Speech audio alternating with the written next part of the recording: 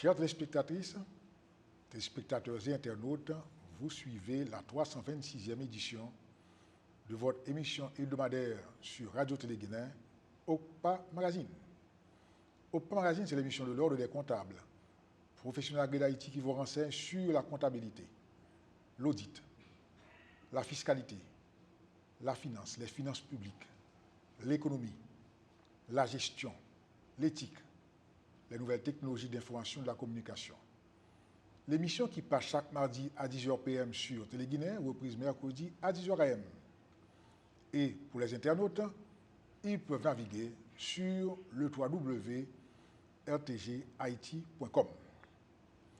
À cette 326e édition, nous avons retenu pour thème un modèle de promotion de l'éducation par l'intégration interhaïtienne. Un thème qui va vous surprendre. Pour avoir cette émission, nous avons à la fois le privilège et le plaisir de partager cet espace avec un professionnel. Quelqu'un qui fait beaucoup de bien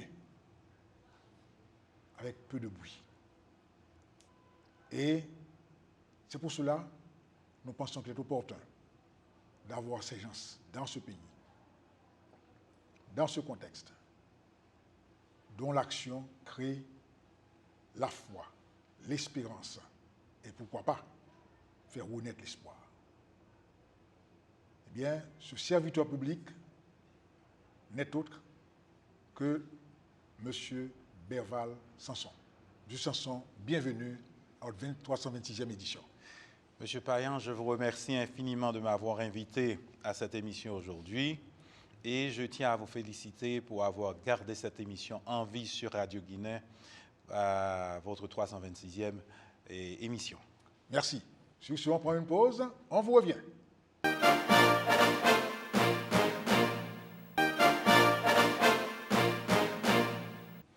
Chères téléspectatrices, téléspectateurs et internautes, comme d'habitude, nous vous renseignons sur les activités de l'Ordre des comptables professionnels d'Haïti.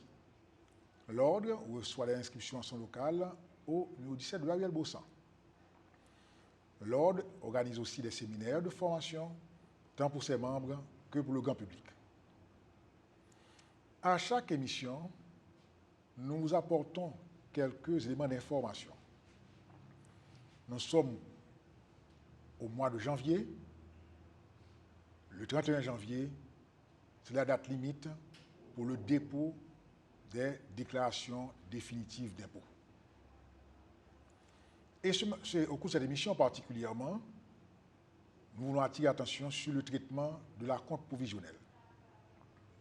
Nous rappelons que pour les professionnels, comme pour les entreprises commerciales et industrielles, le législateur a institué, depuis le décret du 29 septembre 2005, l'élément qu'on appelle acompte provisionnel.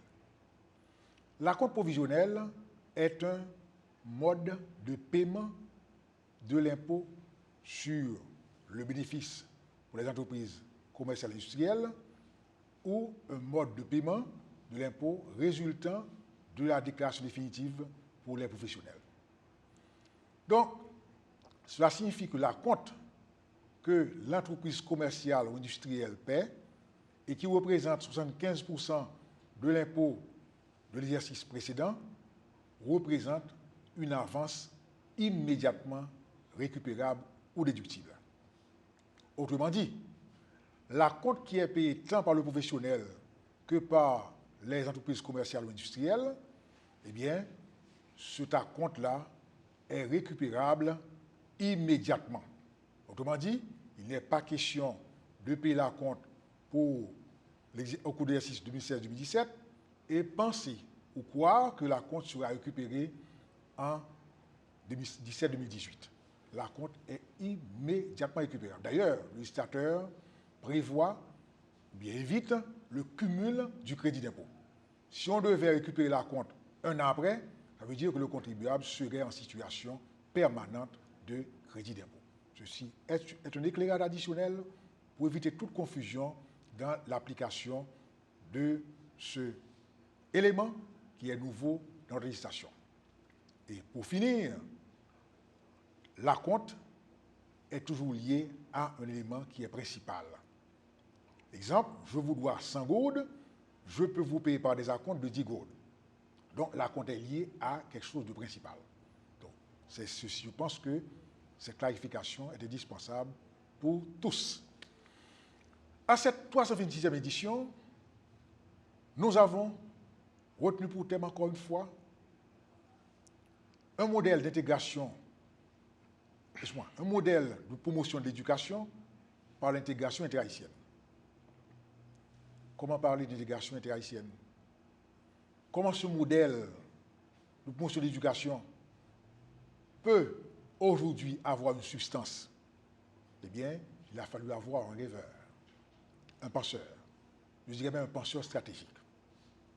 C'est pourquoi la première question que nous allons adresser à notre cher invité, M. Berval Sanson, nous dire, M. Sanson, qui êtes-vous? Bien.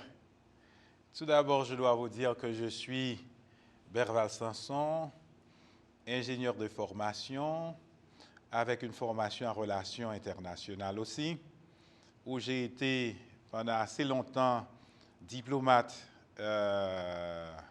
pour le compte du ministère des Affaires étrangères en Haïti. J'ai été en poste à Paris et j'ai fait plusieurs ministères en Haïti. Et donc, ce qui dit que je suis quelqu'un qui a fait aussi bien le privé que le public. Très bien. Pour l'instant, je suis dans le privé, mais je dirige une fondation. Je dirige une fondation du nom de Fondation Intégration et Coopération Interhaïtienne. C'est la fondation ICI. Le mot est stratégique quand on dit fondation ICI. Nous appelons tout le monde, tous ceux qui participent aux activités de la fondation, d'avoir leur fondation ici. Quand on est en Haïti, que l'implantation se fasse entièrement en Haïti. Si on est à l'étranger, l'intégration et que l'intégration se fasse à l'étranger convenablement, à ce moment-là, cette personne peut apporter quelque chose de positif au pays et apporter quelque chose d'intéressant. Donc c'est ainsi que je dirige cette fondation en qualité de directeur exécutif et je dois vous dire que ça remonte à 1996 déjà. C'est déjà. Et on en parlera pour vous dire ce que nous avons fait, parce que nous avions commencé avec une personne célèbre quand même, qui a participé à notre programme où nous invitions des étudiants d'origine haïtienne à venir en Haïti. Il y avait Edwidge Dantika, et qui a écrit plusieurs ouvrages, qui a été reçu par Oprah. Et je ne dis pas OCPA, hein, Oprah. Et puis, vraiment, qui a participé à notre programme, et cela nous a fait énormément plaisir. Nous avions reçu plusieurs universités, l'université de Brooklyn, nous avons reçu des étudiants de Boston University, nous avons reçu des étudiants de la Sorbonne et de la France, de plusieurs pays, et qui ont participé au programme, des étudiants qui par la suite sont retournés au pays et qui ont enseigné. Très bien. Donc, vous êtes le directeur exécutif de cette fondation. Fondation Intégration, Coopération Interhaïtienne. Comment est née cette idée? Quelle est la genèse de ce projet, de cette initiative? Bien. Nous avons démarré ce programme à un moment où nous voulions quand même voir comment les étudiants, ceux qui sont à l'extérieur et qui miroitent de retourner au pays et qui ne voient aucune possibilité de découvrir ce pays ou de retourner au pays. Et c'est ainsi que nous avons, avec le ministère des Haïtiens vivant à l'étranger de l'époque, et nous avions comme partenaire le ministère des Haïtiens vivant à l'étranger, le ministère de l'Éducation nationale, et qui nous avait supportés pour faire venir ces étudiants-là. Et quand ils sont arrivés, ils ont découvert un pays et j'étais vraiment surpris.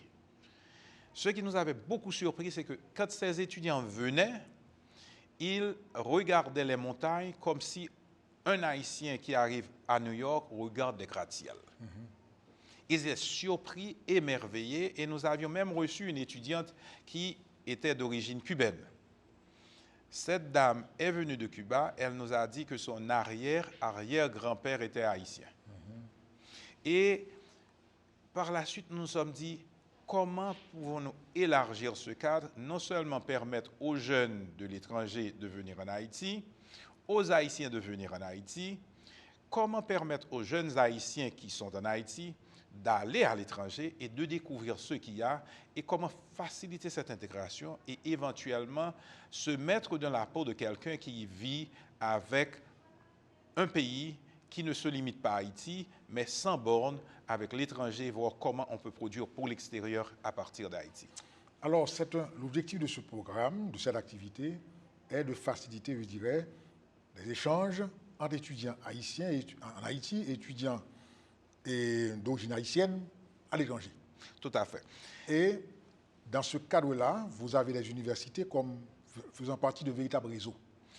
Mais quelles sont les conditions d'accessibilité à ce programme, à ce réseau? Tout d'abord, je dois vous dire que la Fondation ICI est un réseau qui regroupe plusieurs universités. Nous avons 18 universités haïtiennes et 8 universités américaines qui en font partie. Et ce que nous faisons, nous les invitons à venir participer au programme. Et ceux qui acceptent de participer, automatiquement, on arrive à monter des programmes divers. Il ne s'agit pas uniquement de voyages. Nous avons beaucoup de voyages des étudiants qui vont, par exemple, aux États-Unis, en Floride. Et nous avons des étudiants qui vont un peu partout. Et à ce moment-là, ils sont membres du réseau. Nous avons aussi bien des étudiants qui viennent de l'étranger. Et certains viennent dernièrement, il n'y a pas loin que en novembre dernier, nous avions reçu des étudiants de l'université de Miami-Dade College qui étaient venus en mission médicale. Donc, c'est une activité assez variée, même des étudiants en administration que nous avons aussi. Dans la mesure où l'université exprime l'intérêt, à ce moment-là, nous disons, voici les termes et conditions pour participer, pour que les étudiants puissent au moins avoir l'intérêt de réaliser de grandes choses. Alors, comment une université peut-elle intégrer le réseau? Et tout d'abord, une université doit être d'abord reconnue. Deuxièmement, l'université doit avoir un minimum de 4 ou 5 disciplines. Et dans un deuxième temps, nous avons une application qu'ils doivent remplir et à ce moment-là, on les accepte. Et pour participer au programme, il y a certaines conditions. Quand nous allons aux États-Unis, il faut d'abord un certificat de bonne vie et mœurs, il faut un certificat de santé, et quand il s'agit des sciences médicales, il y a certains vaccins à prendre. Par exemple, nous avons reçu plus d'un millier d'infirmières à avoir été aux États-Unis, notamment en Floride. Et nous devons dire aussi, saluer le sénateur Daphne Campbell, qui a été un grand supporter, sénateur fraîchement élu, premier sénateur haïtien en Floride, qui supporte ce programme en Floride et qui nous a même reçus à Tallahassee par le président de la Chambre des députés et le président de la Chambre du Sénat, qui ont respectivement reçu des étudiants haïtiens et qui ont même supporté un projet de loi en Floride sur la façon de pratiquer les sciences infirmières. Très bien. Mais alors, les voyages organisés ont quel objectif? Est-ce qu'il s'agit de cours de perfectionnement ou bien de visites uniquement pour voir les centres universitaires, rencontres de professionnels, d'autres étudiants, etc. Ou bien il s'agit purement simplement d'une curiosité purement intellectuelle? Et ça va au-delà d'une curiosité intellectuelle. Quand les étudiants se déplacent, il y a une chose importante que nous faisons. Premièrement, ça vise à voir comment on peut améliorer l'espace physique en Haïti en matière de formation. Ensuite, il faut voir quelles sont les conditions pour que les gens aient une formation importante.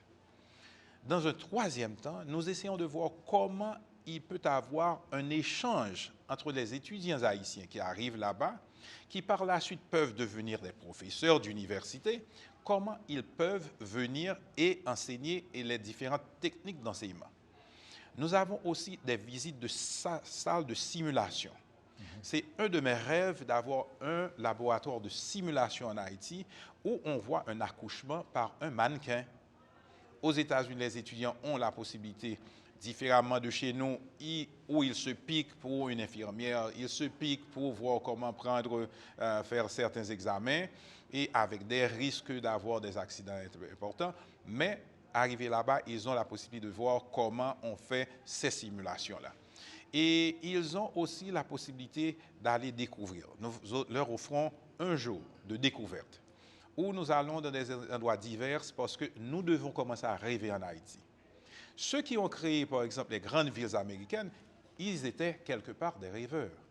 Et nous espérons que ces jeunes-là pourront avoir la possibilité de voir comment les gens sont partis de rien. Je vous donne un titre d'exemple.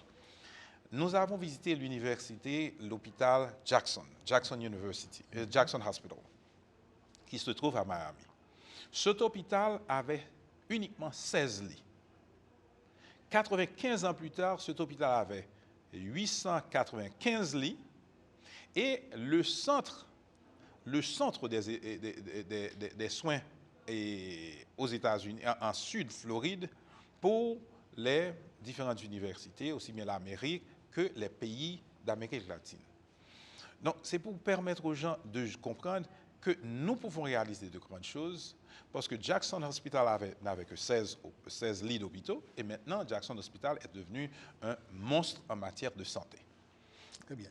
Donc, est-ce que, lorsque c'est l'opération inverse, les étudiants qui sont d'origine haïtienne rentrent en Haïti, qu'est-ce qu'ils font?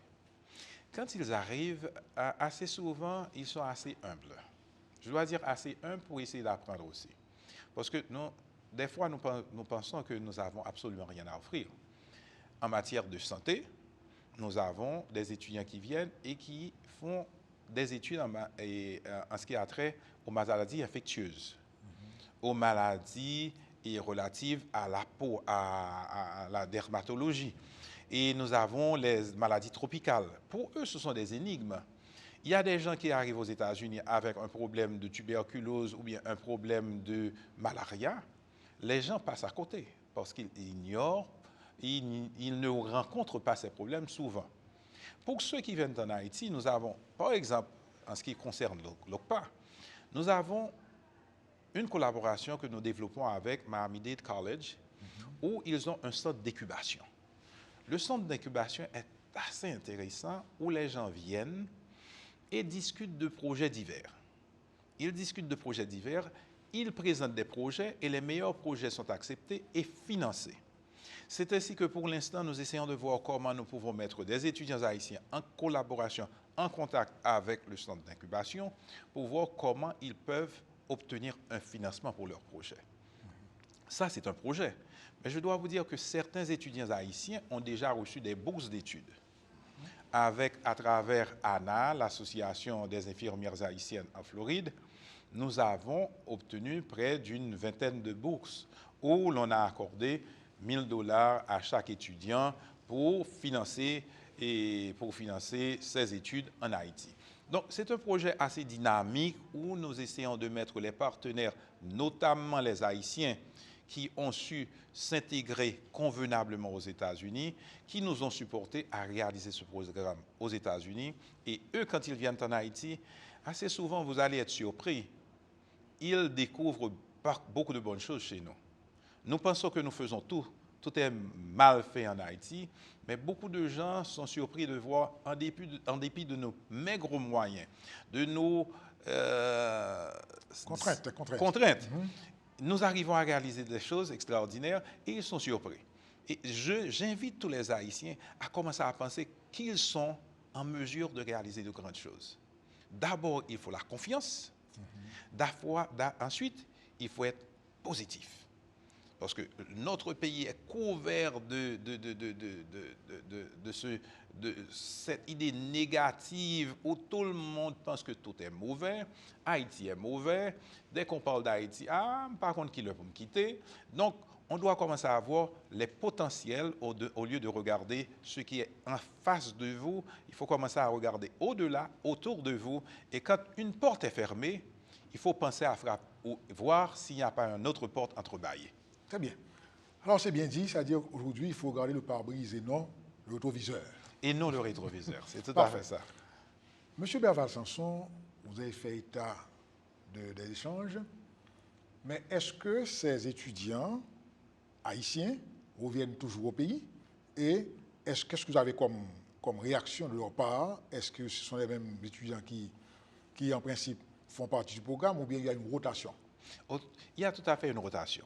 Nous recrutons, tout d'abord, je dois vous rassurer d'une chose. Les étudiants reviennent. Nous avons l'habitude de voyager. Ah oui, très bonne chose. Il faut le dire. Hein? Ah oui. Nous avons l'habitude de voyager avec une cinquantaine d'étudiants. Une fois, nous avions eu 75 étudiants à participer à la conférence, le congrès des infirmières haïtiennes en Floride, pas en Floride, aux États-Unis. Nous avions eu 75 étudiantes de l'Université adventiste, de l'Université épiscopale, de l'UMED, et alors je ne me rappelle pas de tous les noms, oui. Je crois que l'Université Lumière aussi. En passant, l'Université Lumière qui a environ 8 campus est membre aussi du réseau. Donc, et quand ils partent, ils reviennent. Ils sont toujours ce que nous essayons de faire aussi, de leur offrir la possibilité de découvrir de nouvelles opportunités. Je vais vous donner un exemple. En Haïti, nous avons un groupe d'âge de gens de plus de 65 ans qui sont maintenant appelés à prendre leur retraite. Ces gens-là, des fois, ils restent aux États-Unis. S'ils ne peuvent pas rester dans les pays, dans les zones où il fait froid, comme le Canada, New York, etc., ils viennent en Floride. Mais ce que nous ne comprenons pas, si jamais nous avions une infrastructure appropriée pour eux en Haïti, ils seraient intéressés à retourner au pays. Et nous avons permis aux jeunes étudiantes et étudiants d'aller dans les centres comme les centres pour les vieillards, ce qu'on appelle les nursing homes, et où l'on reçoit non seulement les vieillards, mais les gens qui ont été frappés d'incapacité pour une raison ou pour une autre, qui ont eu un accident, et comment on peut encadrer ces gens et qui peuvent venir au pays uniquement pour avoir un climat tempéré, un cadre agréable, être au pays et voir ce qui se passe. Donc, ce que nous avons fait, c'est de leur dire comment vous pouvez obtenir peut-être, là je vous donne plus ou moins, ce sont des scénarios aussi que nous essayons de monter pour faire comprendre aux étudiants les possibilités qui existent, comment on peut offrir peut-être une maison de retraite pour 4 ou peut-être 10 personnes, 10 personnes qui reçoivent des allocations de l'État américain ou bien de l'État canadien, et ils peuvent verser jusqu'à 500 ou 1000 $. Si on a une maison de retraite avec 4 personnes ou bien 10 personnes, ça peut aller entre 2000 jusqu'à 10 000 $ pour un jeune qui est infirmière ou bien qui est médecin. On offre une qualité de soins de santé et à ce moment-là, les gens vont commencer à venir. Et il y a un petit environnement aussi, des fois les gens ont cette sensation d'insécurité dans le pays, mais je pense qu'avec le temps, on va pouvoir résoudre ça, mais quand même, dans la mesure où l'on offre l'encadrement nécessaire, les gens vont revenir et ça va constituer des revenus importants pour nos jeunes qui assez souvent ne voient que partir, aller à l'étranger, sans penser qu'il y a des opportunités dans notre cher pays. Très bien. Nous rappelons à tous ceux qui suivent l'émission, l'émission a pour thème un modèle de promotion de l'éducation par l'intégration interhaïtienne. Et notre invité, M. Berval Sanson, ingénieur Berval Sanson. Tout à fait. Il y a pratiquement cela en vue, à savoir l'homologation des diplômes qui sont délivrés en Haïti par les universités étrangères qui sont membres du réseau. Ah, tout à fait. Il y a une chose intéressante, et je dis aux jeunes, il y a une homologation, il y a certaines formalités à remplir. Par exemple, ceux qui vont en Haïti, ils ont été fort surpris de voir que, je vous donne à titre d'exemple, les sciences infirmières. Les infirmières haïtiennes sont bien cotées à l'étranger. Et je leur dis, à l'instar des pays comme les Philippines, on voit des Philippins qui travaillent dans les hôpitaux américains pour 2, 3 ans qui ont des contrats professionnels.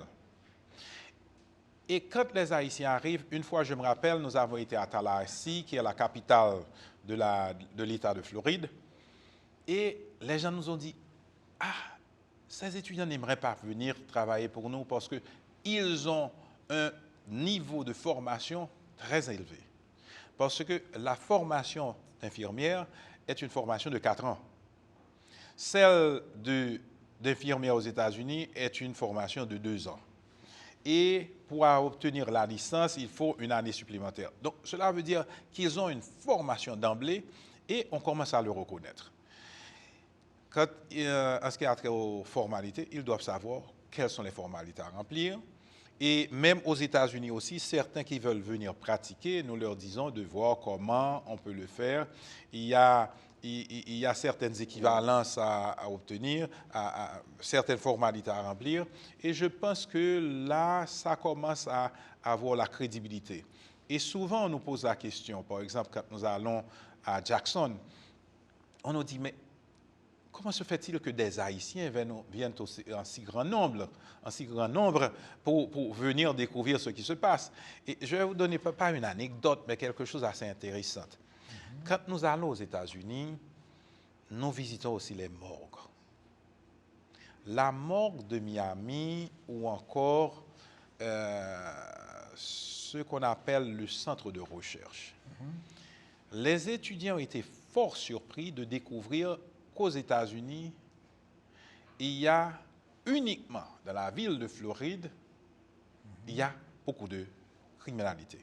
On en parlera tout à l'heure après la pause et je vous donnerai quelques petites précisions. Bon, alors très bien.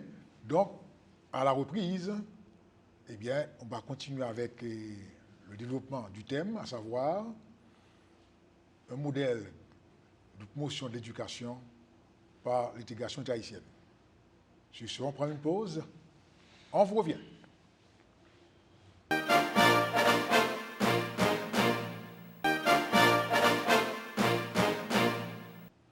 Chers téléspectatrices, téléspectateurs et internautes, vous suivez la 326e édition de votre émission hebdomadaire sur Radio Guinée, OCPA Magazine. Émission qui a pour thème un modèle de promotion de l'éducation par l'intégration interhaïtienne. Et pour avoir cette émission, nous avons comme invité le directeur exécutif de la Fondation ICI, Intégration, Coopération Interhaïtienne. Une initiative qui remonte déjà à 1996. Tout à fait. Que les jours passent vite.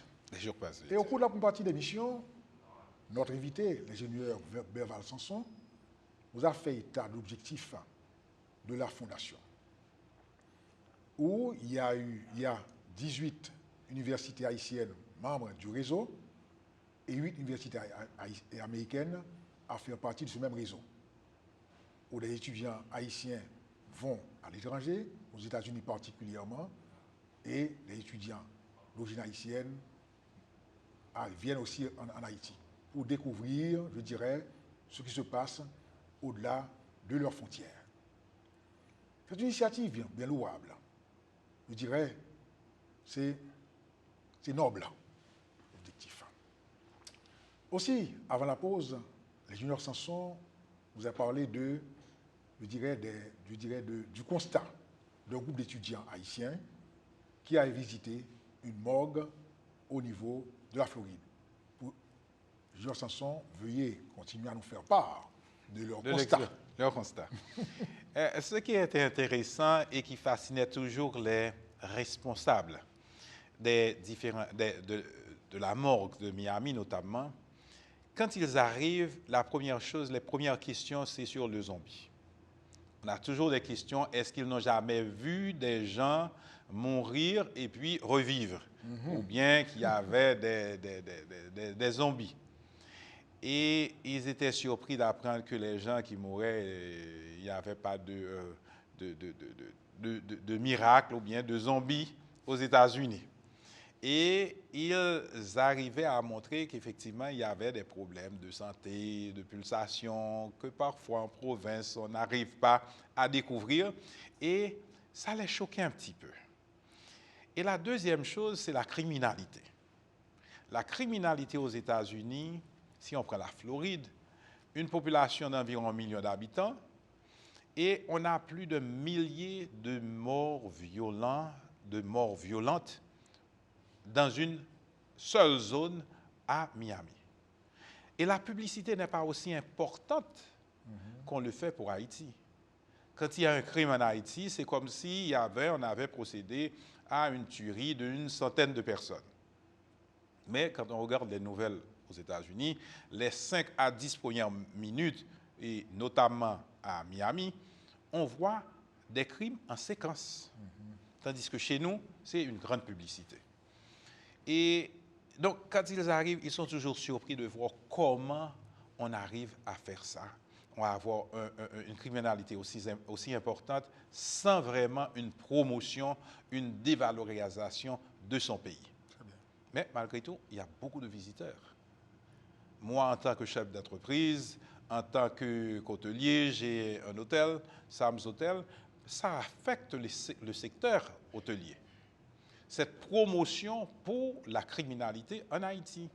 Et quand on regarde dans la zone caribéenne, Haïti est en dessous des 10 premiers pays où le taux de criminalité est très élevé. Donc maintenant, ce que je disais tout à l'heure, c'est pour permettre aux jeunes de regarder différemment, de voir les choses autrement et de voir les possibilités. Par exemple, nous avons reçu l'institution Nouvelle Source, qui est à Clercine et qui a été aux États-Unis avec nous. C'est une institution où ils organisent en mai une foire technologique et scientifique. Ces jeunes arrivés là-bas ont pu rencontrer d'autres jeunes qui avaient des mannequins, des robots, qui construisaient des robots et qui voulaient réaliser des choses importantes. Donc, c'est ce qui se produit. Je pense que ces jeunes sont retournés au pays. Cette année, nous allons voir ce que ça va donner. S'ils vont avoir de nouvelles idées en mai pour avoir des projets à présenter au grand public. Très bien. Ingénieur Sanson, vous avez parlé d'un centre d'incubation. Ouais. Et vous avez mis en phase davantage sur le secteur santé. Mais est-ce que le projet, le centre d'incubation, a déjà produit effet en Haïti au point que les étudiants haïtiens ont conçu des projets et pour lesquels ils ont obtenu financement? Pas encore. Pas encore. Nous sommes en train de mettre ce projet sur pied parce que nous attendons les nouveaux signaux avec l'administration américaine. Vous savez, quand il y a instabilité, les choses sont un petit peu au ralenti. Nous avons des étudiants qui maintenant se préparent et on va essayer de présenter des projets en collaboration avec d'autres étudiants américains. Et dans la mesure où ces projets seront acceptés, à ce moment-là, ils vont trouver du financement pour faire un projet en collaboration avec le partenaire américain. Parce que nous estimons que nous n'avons pas de grands moyens pour financer tous nos projets en Haïti. Et la deuxième chose, nous devons regarder comme les pays d'Asie. Si on regarde les Japonais prenaient le malin plaisir ou encore allaient toujours aux États-Unis, qui est un grand marché économique, un marché de consommation. Ils allaient aux États-Unis pour voir ce que les Américains consommaient. Comment on pouvait produire pour le marché américain. Les Chinois ont fait pareil.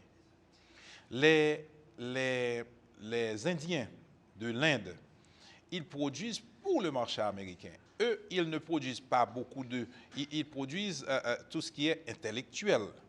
Par exemple, je crois en avoir parlé sur OCPA avec M. Payan, que les Indiens, ils ont ce qu'on appelle le service délocalisé, ce qu'on appelle le outsourcing. Ils restent en Inde, desservent le marché américain en répondant aux appels pour des clients américains ou encore pour donner du service après-vente aux clients américains. Et ces gens-là gagnent entre 5 et 10 $ de l'heure. Imaginez-vous un instant qu'il y aurait un centre de ce genre où de jeunes petits Haïtiens de 19, de 20 ans pouvaient répondre au téléphone pour des compagnies américaines comme HP ou IBM, etc. et devraient gagner $10 de l'heure, ça permettrait à un jeune qui fait 40 heures de travail, $400 par semaine, ça peut aller jusqu'à $1 600 le mois. C'est intéressant. La Dominicanie, qui est un pays voisin, commence à le faire. Donc, nous devons commencer à penser différemment et voir comment ces jeunes-là peuvent réaliser de grandes choses. Et je donne un autre exemple aussi. Il y a la Malaisie. La Malaisie, c'est un pays maintenant, en matière de mathématiques, est un modèle. Est un modèle où les gens s'inspirent pour essayer de réviser, même à Chicago, de réviser les techniques d'enseignement de mathématiques. Donc, pourquoi pas en Haïti ne commençons-nous pas à réfléchir sur ces questions-là? Voir ce que les autres font, ce dont les autres ont besoin, et commencer à voir comment produire pour le marché international. Comment avoir des échanges importants avec d'autres jeunes, comme nous espérons le faire pour de jeunes Haïtiens, ceux qui vont à l'étranger et ceux qui auront la possibilité de commencer à travailler ensemble pour réaliser de grandes choses, et sans passer un instant que vous êtes incapables de réaliser de grandes choses. Très bien. Alors, puisqu'on parle d'un réseau de 18 universités haïtiennes et universités américaines, est-ce que les Haïtiens d'origine et les étudiants d'origine haïtienne qui viennent en Haïti, est-ce qu'ils visitent aussi le pays réel, le pays profond? Le pays profond. Et tout d'abord, je dois vous rappeler qu'il y a beaucoup d'Haïtiens qui enseignent aux États-Unis. Et certains sont vraiment très appréciés et sont reconnus comme professeurs émérites. Très bien. Quand nous venons en Haïti, nous leur offrons la possibilité non seulement de découvrir Port-au-Prince des universités haïtiennes, nous leur offrons la possibilité de traverser les différentes grandes villes. Dans un premier temps, le circuit était Port-au-Prince, Cap-Haïtien, et Caille, Jacmel, et avec arrêt à Saint-Marc, Gonaïves, etc., quand on allait vers le nord. Et ces jeunes-là, assez souvent, nous faisons des visites diverses. Des visites comme pour aller à Souvenance, voir ce que c'est la culture haïtienne. Nous leur offrons la possibilité aussi de faire du tourisme, pour aller voir, par exemple, la citadelle.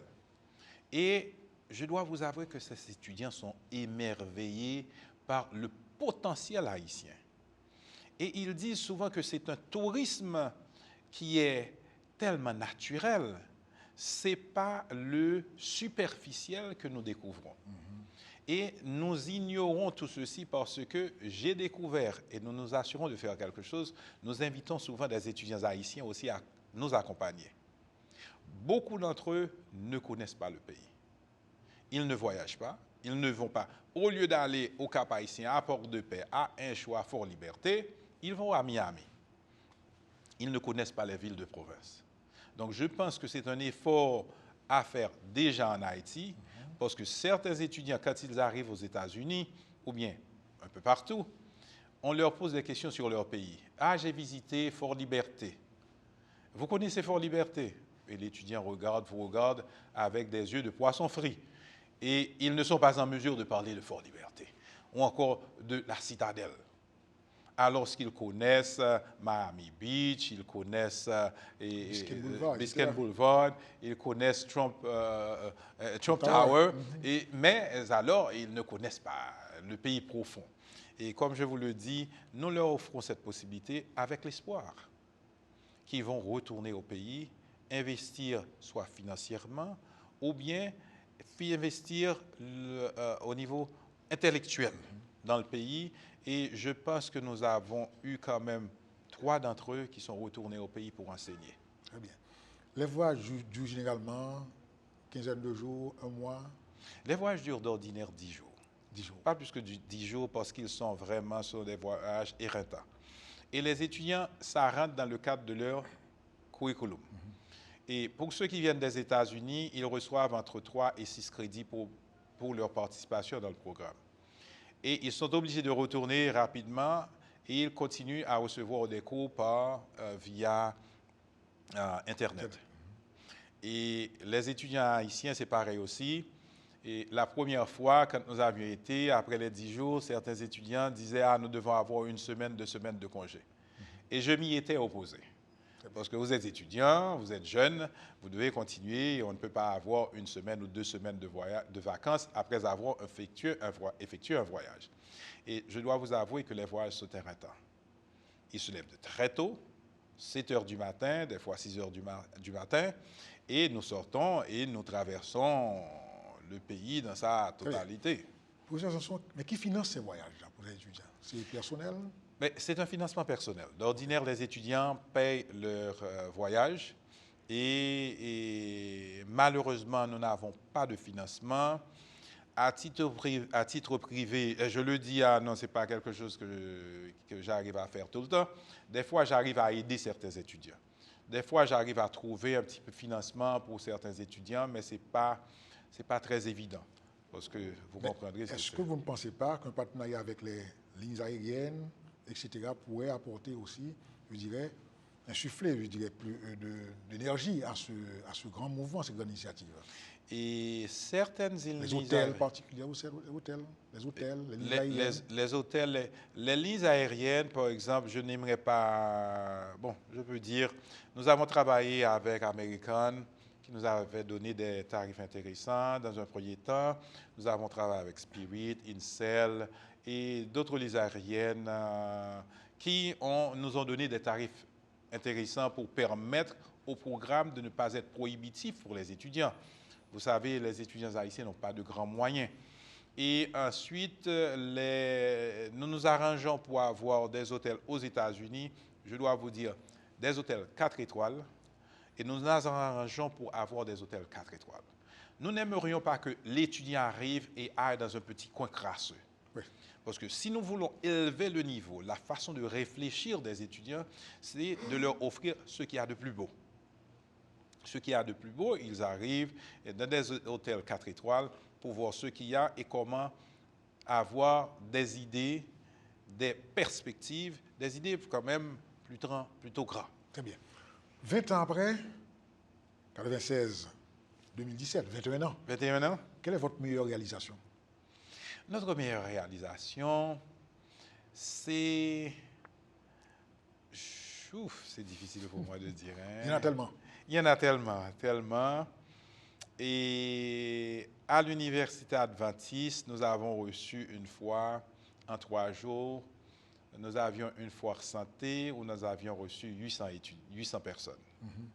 800 personnes où il y avait des étudiants qui, aussi bien en administration, qui préparaient les statistiques, etc., et des infirmières haïtiennes, des médecins haïtiens qui avaient participé à ce programme. Et nous avons vu... C'est difficile pour moi de dire. Il y en a eu tellement. Bravo. Quelle est votre plus grande déception alors? Ma plus grande déception, c'est de voir des fois certains qui retournent au pays sans partager. Parce que nous leur faisons obligation de donner au moins 40 heures de services pas sociaux, de services communautaires en retour. Un étudiant qui participe au programme doit donner au moins 40 heures de services communautaires. Et même à l'OCPA aussi. Si vous en avez besoin, je peux toujours le faire. Et nous sommes ouverts parce que ces étudiants doivent nous accorder ces 40 heures. Des fois, nous n'arrivons pas à desservir tout le monde. Nous en parlons aux partenaires, aux organismes divers pour voir comment ils peuvent venir. Nous avons des foires santé aussi. Et il y a une chose concernant l'éducation, le partage de l'information. Nous demandons aussi, avant de venir, avant de participer au programme, de voir la marchande qui va à crédit aux étudiants. Comment est-ce qu'ils peuvent aller faire un petit contrôle de tension artérielle? Cette marchande est une marchande qui vend des frites, des choses, la personne peut avoir des problèmes de cholestérol. Comment est-ce que l'étudiant peut donner quelque chose en retour? Comment un étudiant en administration peut venir et aider un marchand de fresco? Et voir ce petit business-là qu'il a, comment l'aider à améliorer ou peut-être faire mieux. Vous voyez, autant de petites choses que nous demandons aux étudiants de réfléchir. Et au niveau de la réflexion, des fois que nous voyons que les étudiants sont pessimistes. ils sont pessimistes, ils partent et ils se posent la question, est-ce que c'est possible?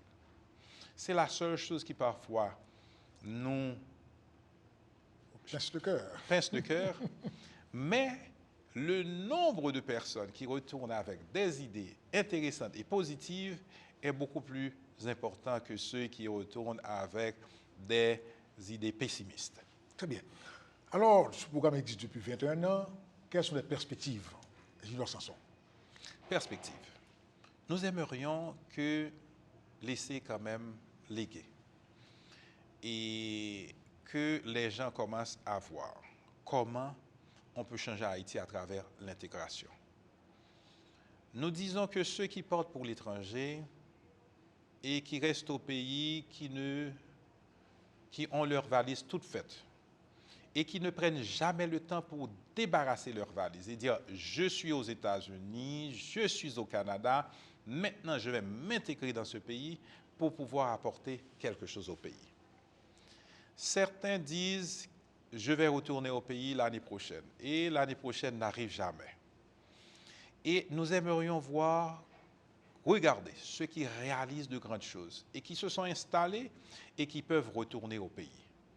Moi, j'ai étudié aux États-Unis pendant près d'une dizaine d'années, je suis retourné au pays. Et je pense qu'on doit commencer à voir comment se préparer quand on va à l'extérieur. Et quand on va en Haïti, pour les jeunes qui ont des plans pour aller vivre aux États-Unis, pour obtenir une résidence, avant de parler de résidence, commencez à vous intégrer en Haïti. Peut-être au moment où vous allez avoir la résidence, vous pourrez avoir des choses, des échanges beaucoup plus productifs avec le pays et la mère patrie.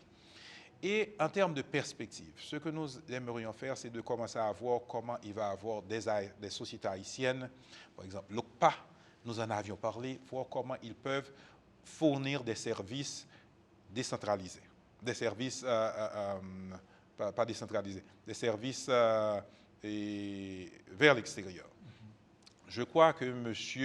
Duval était notre invité à une de nos conférences, où M. Duval nous parlait du service délocalisé, où il y a des sociétés haïtiennes qui font la comptabilité pour des sociétés américaines, des sociétés européennes. À ce moment-là, ils reçoivent un salaire intéressant en euros ou bien en dollars. Voir comment les jeunes Haïtiens pourront commencer à voir l'extérieur. Ne pas se concentrer uniquement sur le petit gâteau haïtien et voir comment on peut travailler avec l'extérieur dans la perspective de beaucoup plus de revenus. Donc, en gros, c'est notre souhait et nous travaillons dans ce sens et nous aimerions inviter l'OCPA aussi, comme vous nous aviez par le passé donné un coup de main à nos différentes conférences. Et nous espérons continuer à obtenir cette collaboration et pour qu'un jour, le pays puisse voir un lendemain meilleur. Très bien. Mais au point de vue perspective, est-ce que vous ne pensez pas élargir le réseau en nombre et aussi bien avec d'autres pays, tels que le Canada, la France, etc. Tout à fait. Nous avons commencé, nous avons des partenaires en France et aussi en Guadeloupe, avec lesquels nous discutons pour voir comment on peut organiser un voyage très bientôt en France. Et les universités haïtiennes, nous sommes ouverts.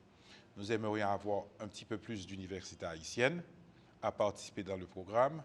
Et très prochainement, nous allons avoir, je ne sais pas si je vous en ai parlé, une conférence sur les nouvelles technologies. Et où nous aimerions que les étudiants haïtiens, ou encore les jeunes haïtiens, puissent voir comment utiliser les réseaux sociaux. Et ce sera une conférence presque gratuite pour que les jeunes puissent voir comment ils peuvent faire de l'argent avec les réseaux sociaux et toucher les différents marchés internationaux. Et en termes d'université, nous sommes ouverts aux universités haïtiennes et malheureusement les universités publiques sont un petit peu pas intéressés. Ils expriment l'intérêt, mais ça marche. Il y a ce qu'on appelle le red tape. Il y a une lenteur, une lourdeur administrative qui ne nous a jamais permis de travailler avec les institutions publiques. Nous aimerions le faire, notamment les universités haïtiennes publiques, les écoles publiques aussi, et parce que nous pensons qu'il y a un potentiel énorme, notamment au sein de ceux qui n'ont pas de perspective d'avenir et qui voient, qui sont beaucoup plus anxieux pour réaliser de grandes choses. Très bien. Mais est-ce que la Fondation a tenté de se rapprocher du secteur public, du ministère de l'Éducation nationale? Le ministère de l'Éducation nationale. Et quand nous les invitons, ils viennent toujours. Mais en termes d'action commune, nous n'arrivons pas à le faire. Le ministère, par exemple, de la Santé, nous avons des rapprochements. Et nous nous rencontrons beaucoup plus souvent à l'étranger qu'en Haïti. Beaucoup plus souvent à l'étranger. Et quand on se rencontre, c'est très chaleureux et on veut continuer à agir, mais retourner au pays, ça n'avance pas. Bon. Mais quand même, nous sommes toujours confiants. Hein? Nous sommes confiants, ça va arriver. Et nous espérons que le secteur public emboîtera le pas et que ce sera intéressant pour tout le monde. Alors la question que j'ai pratiquement, à savoir est-ce que la Fondation Intégration Coopération Interhaïtienne ne pourrait pas en principe travailler de concert avec d'autres fondations à l'étranger aussi? Oh, tout à fait. Nous travaillons avec beaucoup d'associations étrangères à l'étranger, associations à l'étranger. Nous avons un grand partenaire, l'Association des infirmières haïtiennes, qui a des tentacules à travers les États-Unis et le Canada. Nous avons aussi l'Association des professionnels haïtiens et avec lesquels nous travaillons et qui donnent souvent des formations aux étudiants qui arrivent aux États-Unis. Et je pense que là, nous essayons autant que possible d'avancer avec eux. Mais comment atteindre la Fondation? C'est facile. Pour la Fondation, nous avons, je vous donne un numéro de téléphone, ça c'est facile, 44 58 74 10, soit 44 58 74 10, ou encore, vous pouvez aller sur notre site. Et ICI Foundation, ICIFOUNDATION.info ou bien .org. Donc là, on peut voir les sites, les différentes actions menées par la Fondation. Et je dois vous dire en passant que la Fondation est aussi bien reconnue en Haïti qu'aux États-Unis. Et ICIFoundation.org ou bien ICIFoundation.info ou bien fondationici.info ou fondationici.org. Donc, pour consulter et avoir plus d'informations. Ainsi prend fin la 326e édition de votre émission hebdomadaire qui a pour thème un modèle de promotion de l'éducation par l'intégration haïtienne. Aussi, nous disons un grand merci aussi à notre invité, le directeur exécutif de cette fondation, et à vous, nous disons à bientôt. Et félicitations et merci. Bon courage. Merci, encore une fois, merci de nous avoir invités et je vous invite à continuer à faire ce bon travail à l'OPA. Et à vous, à bientôt. À bientôt.